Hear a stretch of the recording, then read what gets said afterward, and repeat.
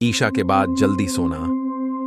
अल्लाह ताला ने रात आराम के लिए और दिन काम के लिए बनाए, लिहाजा ईशा के बाद लंबी महफिलें लगाना, ईरान तुरान की गप में लगा रहना या रील्स वगैरह देखने में बिजी रहना अच्छी बात नहीं है।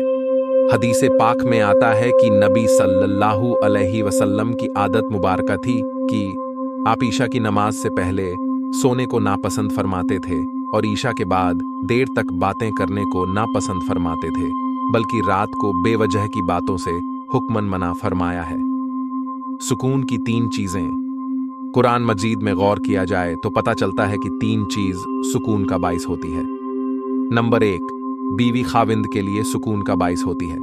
चुनांचे कुरान मजीद सूरह रूम में फरमाया, तुम में से तुम्हारे लिए बीवियां पैदा की ताकि तुम उसके पास जाकर सुकून हासिल करो। नंबर 2, घर इंसान के लिए सुकून का जरिया होता है, इसलिए उसको मस्कन कहते हैं, जहां इंसान ठहरता है, और ठहराव को सुकून कहते हैं। सूरह नहल में फरमाया, और उसने घरों को तुम्हारे लिए सुकून की जगह बनाया। तो इससे मालूम हुआ कि इंसान को घर में राहत और सुकून मिलता है। और तीसरा, अल्लाह ताला ने रात को सुकून ही के लिए बनाया। अल्लाह ताला सूरह यूनुस में फरमाते हैं, वह जिसने तुम्हारे लिए रात बनाई ताकि तुम सुकून हासिल करो।